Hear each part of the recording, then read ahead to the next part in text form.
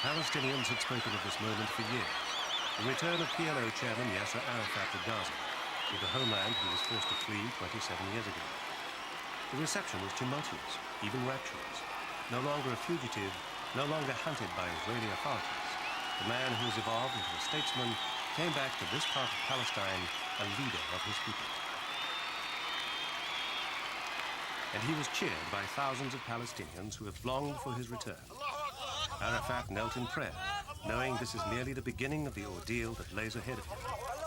When the celebrations end, Arafat and his advisors will be faced with the nightmare of running what the Israelis discover to be ungovernable. High on the agenda for attention, an economy devastated by conflict and soaring unemployment. Since the Israelis closed their border to the majority of Palestinian workers, the jobless rate in the Gaza Strip has risen to more than 50%.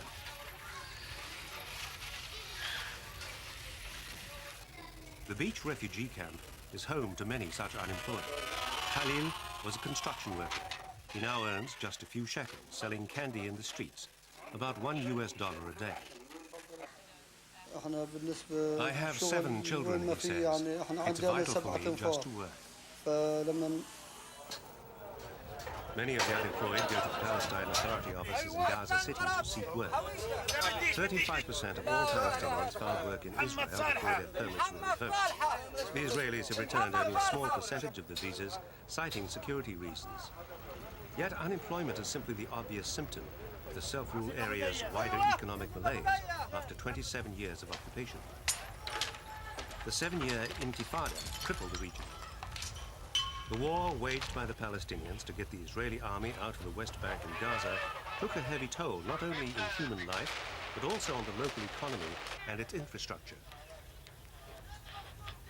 Some analysts believe little short of a miracle is required to rebuild Gaza. The leadership of the new Palestine National Authority is actively seeking foreign investment. $4.3 billion have already been pledged by donor countries. Now there's a new sense of pride and optimism about the future. Construction work has begun on many sites around Gaza City. Palestinians have begun rebuilding much of what was destroyed or abandoned during the campaign against Israel. The owner of this building is planning a new supermarket and 12 stories of office space above it. The company already has 15 employees. The signing of the peace agreement with Israel prompted international businesses to move back into Gaza. The Trust International Insurance Company, based in Qatar, plans to open its new offices soon. It's investment like this that the Palestinian Authority is eager to encourage. This soft drink factory has been a family business in Gaza for well over 3 decades. 2 months ago, only 20 workers reported to work each day. Now it employs 80 workers. Its owner claims he will more than double his workforce again if business continues to improve. A franchise to bottle Pepsi is currently being negotiated.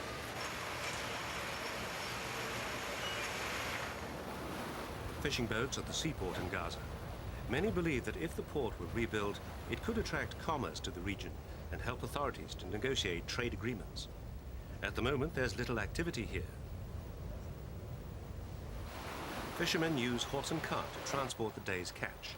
Others spend long hours patiently repairing their nets.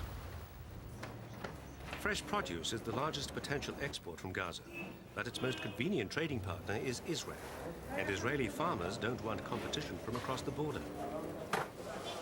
Arafat's hectic schedule during his visit to Gaza included a tour of one of the city's business success stories.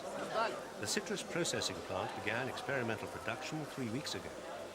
Italy has invested the equivalent of $10 million in the juice packaging factory. These young men are leaving their final chemistry exam at the end of the school year. The Intifada has caused many teenagers to neglect their studies, diminishing their prospects of finding skilled employment. The Palestine National Authority faces a difficult task to restore economic growth. Yet it must also deal with opposition from within. The Islamic fundamentalist group Hamas and many others in Gaza are determined to prevent economic progress from disrupting their traditional values. Hardliners remain a vocal force in the new Palestinian self-rule areas. The vast majority of people here don't want their economy to be dependent on Israel. But the PLO leadership is pragmatic about finding jobs for Palestinians.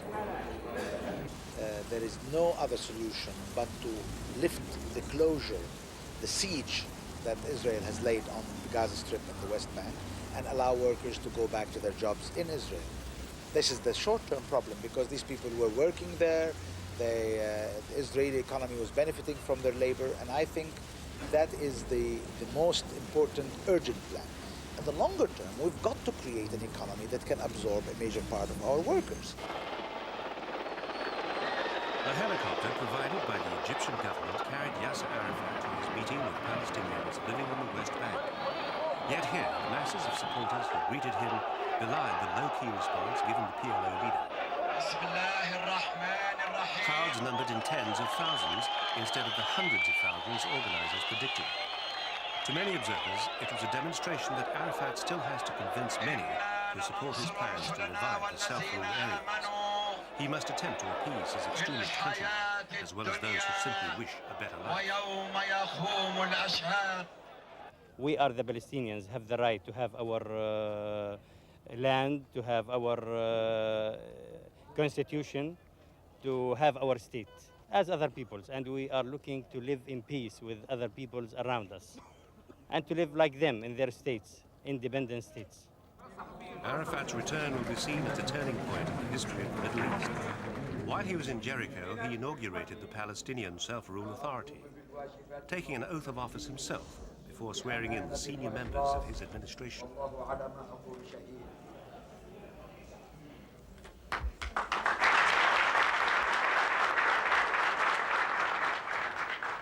They'll occupy the official departments tasked with establishing smooth administration in areas where tensions remain between Arabs and Jewish settlers.